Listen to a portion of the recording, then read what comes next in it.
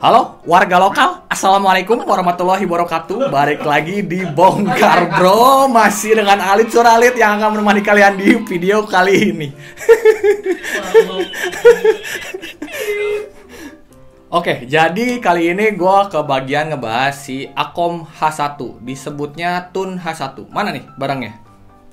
Astagfirullahaladzim, enggak gitu juga, sopan Bray. Nah, ini lebih sopan. Tadi yang di-cut itu selemparnya rada-rada barbar soalnya. Astagfirullahaladzim.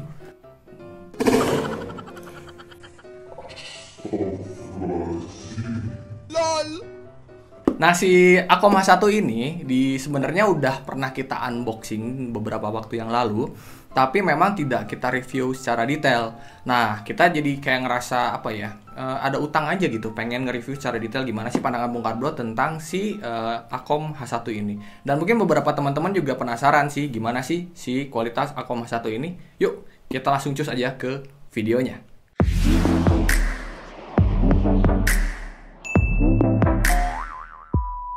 Nah, ini dia barangnya guys, Akom H1. Ini tuh headphone dengan harga yang sangat affordable menurut gua ya. Ini sahabat kaum-kaum hemat kayak kita. Ya, yang segala sesuatunya ngitung gitu. Mau butuh ini harganya harus segini, mau butuh itu harganya segitu. Nah, ini tuh cocok banget. Dia harganya cuman online store sekarang di toko ijo tuh 159.000. 150 ribuan lah. Jadi ini headset murah meriah mencret ya, 150.000 dengan kualitas yang lumayan menurut gua. Apa aja sih yang bakalan kalian dapat kalau misalnya kalian beli si Akom H1 ini? Dengan harga segini tuh kalian akan dapat jelas satu unit headphone-nya ya. Kemudian ada kabel charging dari USB A ke USB C. Kemudian ada kabel audio 3,5 mm dan ada manual book-nya serta kartu garansinya. Nah, dari built-in quality-nya sendiri, ini tuh bener-bener plastik ya guys. Termasuk si strap bagian dalamnya itu juga dia adjustable-nya juga dia plastik, full plastik, nggak ada metal-metalnya. Bukan buat anak metal, ini memang buat plastik. Dan menurut gua nggak cocok buat orang yang besar kepala. Ya iyalah, kalau besar kepala sih biasanya pakai headphone sultan. Maksudnya bukan gitu Pak, maksudnya kepalanya ukurannya besar, gimana sih? Ya bukan besar ya, itulah pokoknya yang ukuran kepalanya besar, karena gue takutnya itu nanti malah jadi gampang potong karena kan ngebenyengnya kenceng nih ya, ini begini juga takut potong lagi. Maaf ya. Nah, terus beratnya dia itu sekitar 140 gram something. Jadi menurut gue ini udah ringan banget ketika dipakai di kepala. Beneran, ini tuh terasa ringan dan membuat hidup kita menjadi lebih ringan aja. Bisa meringankan dosa juga nggak? Nggak gitu prinsipnya Markona, dasar anak dajal. Nggak gitu, maksudnya dia meringankan beban karena harganya affordable. Itu. Untuk desainnya sendiri sih gue seneng ya. Dia itu ada bagian disebutnya ada elemen bagian warna merahnya itu di ear cup sebelah dalamnya. Kemudian di padding sebelah atasnya. Dengan sisanya itu warna hitam semua. Jadi kayak kelihatannya tuh garang gitu. Mantep gitu gue ngelihatnya. Kemudian ada logo Akom di setiap ear cup-nya, baik di kanan maupun di kiri.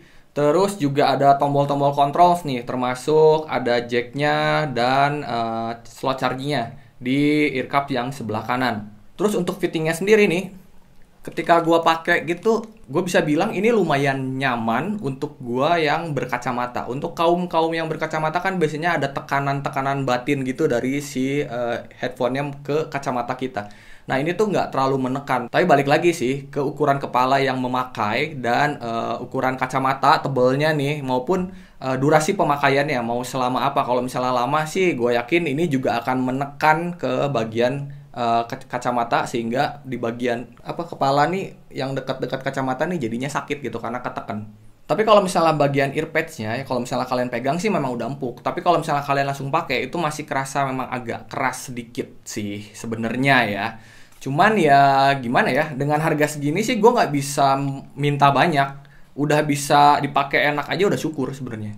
Chipsetnya dia gue nggak nemuin chipsetnya pakai apaan. Cuman dia kodeknya itu AAC dan SBC dengan Bluetooth 5.0. Dengan Bluetoothnya jaraknya seperti biasa, 10 meter no obstacle. Drivernya sendiri, nah ini dia. Drivernya itu 40 mm dynamic driver. dengan dual equalizer. Bah, apa sih namanya? Dengan dual equalizer. Nah, itu dia. Dengan dual equalizer. Ada yang normal, ada yang bass. Beuh. Nah, dengan si driver 40 meter dan 40 meter. Dengan driver 40 mm dan si dual equalizer-nya itu, otomatis ekspektasi gue akan sound quality-nya meninggi dong. Tapi nanti gue cerita di belakang ya. Terus si H1 ini dia nggak ada water resist-nya ya. Jadi buat teman-teman yang suka basah, maksud gue basah-basahan gitu. Emang dengerin lagu doang bisa basah? Maksudnya gimana? Ini kok ambigu ya, pikiran gue kemana-mana gitu. Ya punya nggak ada water resistnya, hati-hati aja. Untuk baterainya sendiri, dia itu 250 mAh. Diklaimnya punya playtime sampai 12 jam. Tapi gua tes sekitar 10 jam. Korting lah 2 jam, nggak jadi masalah. Ya buat gua 10 jam masih lumayan panjang sih. Lumayan mantep lah. Untuk ngecharge-nya sendiri kita butuh waktu 2 jam. Agak lumayan lama, tapi mengingat slotnya masih micro USB, ya apa boleh baut. Oh ya, di bagian earpad sebelah kanan itu ada lampu indikator berwarna merah dan lampunya akan menyala yang mengindikasikan bahwa dia sedang mengisi daya. Dan lampunya akan mati ketika dia sudah full charging. Untuk pairingnya gampang banget. Kalian tinggal nyalakan dengan menekan tombol play dan pause-nya, kemudian tahan 3 detik, maka dia akan masuk ke pairing mode dan tinggal nyalakan Bluetooth di device kalian. Konekin deh, gampang banget. Lebih gampang konekin ini daripada konekin jodoh kamu ya? Susah pak, jodohnya belum lahir kali. Jauh banget. Untuk kontrolnya dia menggunakan button. Dan ini menurut gue udah lengkap banget sih. Udah bisa play dan pause, terus bisa next atau previous track, kemudian bisa ngatur volume, naikin dan turunin. Kemudian bisa mengangkat, menolak, dan mengakhiri telepon, serta mengganti mode dari normal ke bass dengan dual equalizer-nya itu. Serta yang pasti, sudah bisa voice assistant. By the way, gimana nih kualitas mic-nya? Mendingan kita tes aja. Oke guys, jadi sekarang kalian sedang mendengarkan suara langsung dari mic-nya si Akom H1 ini. By the way, dia mic-nya ada di ear cup sebelah kanan ya. Cek 1 2 3, cek 1 3. Kita tes. Bagaimana suaranya? Apakah suara gua mendem dan robotik? Silakan kalian menilai sendiri. Nah, seperti tadi yang udah teman-teman dengerin ya. Jadi kualitas mic-nya itu kalau misalnya menurut gua itu masih agak robotik meskipun dia volumenya kenceng dan masih cocok sih kalau misalnya dipakai buat teleponan atau buat meeting online. Buat teman-teman gamers yang bertanya, "Gimana, Bang, latensinya?" Sebenarnya sih kalau misalnya buat nonton streaming doang sih udah tipis ya. Maksudnya udah nggak terlalu kerasa dan udah nyaman. Cuman kalau misalnya buat main game sih gua ngerasain masih ada delay dan itu nggak nyaman. Tapi ntar dulu. Dia kan ada 35 meter. 35 meter. Tapi ntar dulu. Dia kan punya jack 3,5 mm yang bisa disambungkan ke smartphone atau device kalian. So, kalian bisa pakai main game tanpa delay. Bagaimana kualitas suaranya? Dengan dual equalizer-nya. Mendingan dengerin dulu deh sendiri.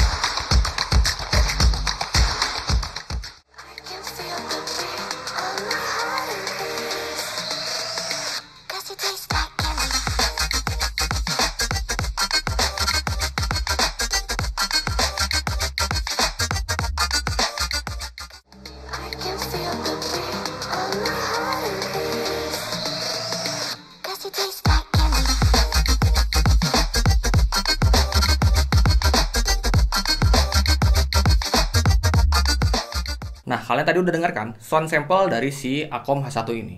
Menurut gua pribadi sih suaranya apa ya, kayak yang datar gitu. Tapi memang nggak bisa dibilang flat. Dia lebih ke ya mungkin balance. Tapi memang dia datar antara high, mid sama si low-nya. Untuk mid-nya sih gua lumayan suka. Dia lumayan clear meskipun gua nggak bisa bilang dia detail. Kemudian untuk high-nya sendiri nggak nusuk, udah nyaman meskipun nggak sengecering itu. Ya namanya juga headphone budget ya. Jadi nggak akan dapet yang ngecering-ngecering banget.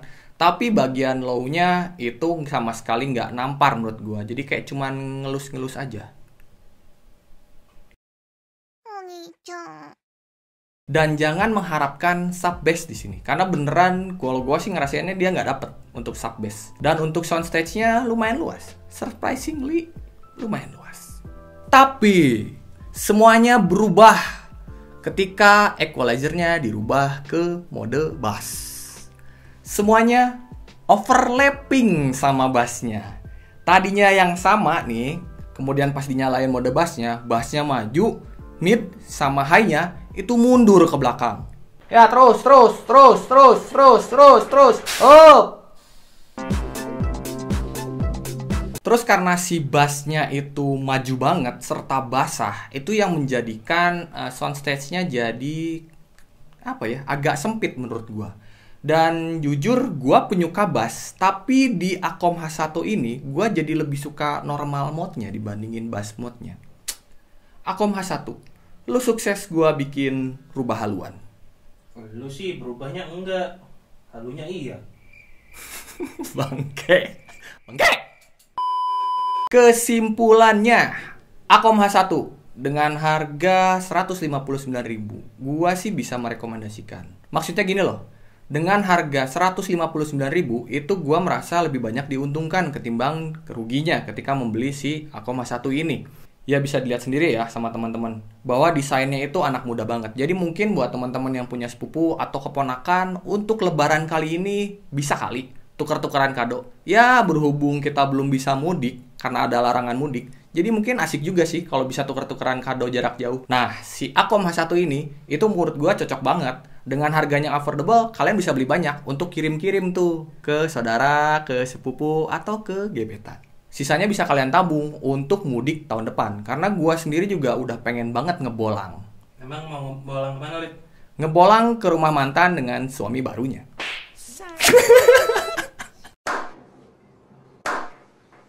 Oke guys, segitu aja videonya. Sorry kalau misalnya kurang detail, sorry kalau misalnya ada salah-salah kata. Gue cuma berusaha untuk menghibur kalian semua. Buat yang menunaikan ibadah puasa, gue ucapkan selamat menunaikan ibadah puasa. Semoga puasa di tahun kali ini nggak ada bolong-bolongnya ya, nggak kayak tahun-tahun kemarin. Amin.